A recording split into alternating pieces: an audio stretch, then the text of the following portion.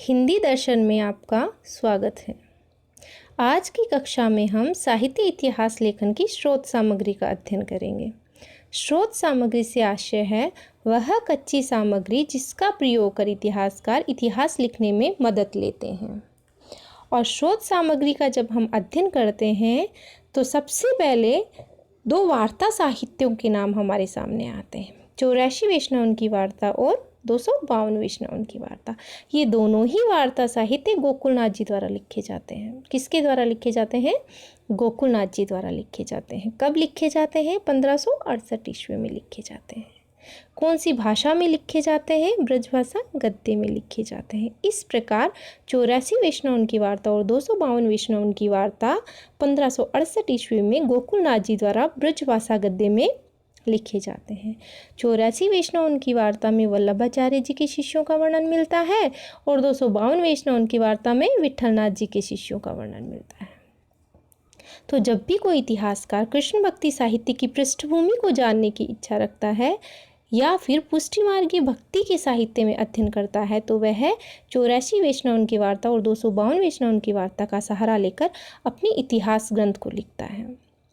आगे चलकर विट्ठलनाथ जी ने 4 शिष्य वल्लभाचार्य जी के और 4 शिष्य स्वयं के लेकर एक समूह का निर्माण किया जो अष्टछाप समूह के नाम से जाना गया।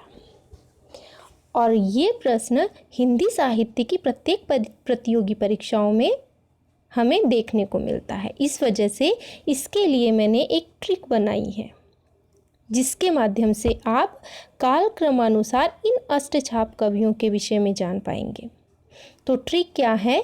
कुसुपुक्र गोछीचन, कुसुपुक्र गोछीचन।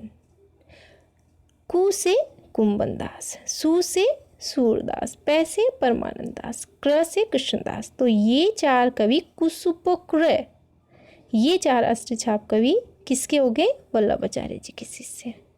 इसी प्रकार गोछीचन गोविंद स्वामी, छी से चित्त स्वामी, च से चतुर्भुज दास और न से नंददास। ये 4 कवि हो गए विट्ठलनाथ जी के। इनको कालक्रम से लगाकर देखते हैं। कुंभनदास जी का जन्म होता है 1468 ईस्वी में, सूरदास जी का जन्म होता है 1478 ईस्वी में, परमानंद दास जी का जन्म होता है 1493 ईस्वी में, कृष्णदास जी का जन्म होता है 1496 ईस्वी में, गोविंद स्वामी का जन्म होता है 1505 ईस्वी में, चित्त स्वामी का जन्म होता है 1515 ईस्वी में, चतुर्भुज दास जी का जन्म होता है 1530 ईस्वी में और नंददास जी का जन्म होता है 1533 ईस्वी में। इस प्रकार आप ये ट्रिक याद रखेंगे और इसके माध्यम से आप इन अष्टछाप कवियों को कालक्रम से लगा लेंगे। आगे हम जिस ग्रंथ का अध्ययन करते हैं वह ग्रंथ है भक्तमाल। भक्तमाल अग्रदास जी के शिष्य नाभादास जी द्वारा लिखा जाता है और यह 1585 ईस्वी में लिखा जाता है।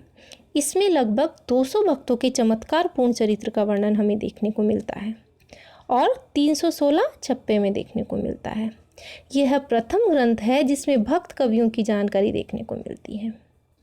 और नाभादास जी तुलसीदास जी के प्रति विशेष श्रद्धा भाव रखते हैं, इस वजह से अपने ग्रंथ में तुलसीदास जी को यह सर्वोपरि स्थान देते हैं। आगे जिस ग्रंथ का हम अध्ययन करते हैं वह है कालिदास हजारा, जो कालिदास त्रिवेदी द्वारा लिखा गया है और 1718 ईस्वी में लिखा गया है। और इसमें भी लगभग 212 कवियों के 1000 पद संग्रहित हैं। और महत्वपूर्ण बात यह है कि शिव सिंह सेंगर ने अपना काल निर्णय और उदाहरण जो लिए हैं वह कालिदास हजारा से ही लिए हैं। और हम ये जो ग्रंथ हैं इनके नाम और रचनाकारों के नाम देख लेंगे क्योंकि परीक्षाओं में ये कई बार देखने को मिलते हैं। जैसे अलंकार जो रत्नाकर है वह दलपति राय और बंसीधर द्वारा, राग कल्पद्रुम जो है वह है कृष्णानंद व्यास द्वारा और सुंदरी तिलक जो है वो भारतेंदु द्वारा लिखित स्रोत सामग्री के रूप में देखने को मिलते हैं। और अंतिम और जो महत्वपूर्ण ग्रंथ हमें देखने को मिलता है और जिसका सहारा इतिहासकार इतिहास लिखने में लेते हैं वह है गुरु ग्रंथ साहिब। गुरु ग्रंथ साहिब का संकलन आप सब जानते हैं गुरु अर्जुन देव जी करते हैं और गुरु ग्रंथ साहिब में नानक, नामदेव, कबीर और रैदास के पद संकलित हैं। आज के लिए इतना ही। धन्यवाद।